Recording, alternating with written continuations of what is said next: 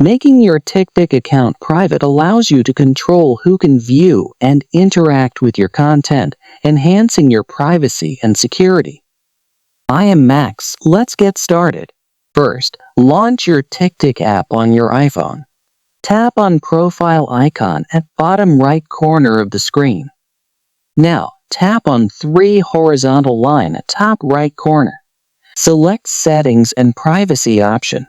Then, tap on Privacy under the Account section. Enable the toggle Private Account. That means with a private account, only users you approve can follow you and watch your video. Your existing followers won't be affected. That's it.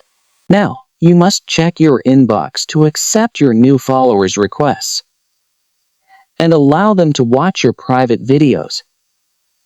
I hope you found this video helpful. Please like, share, and subscribe for upcoming video updates.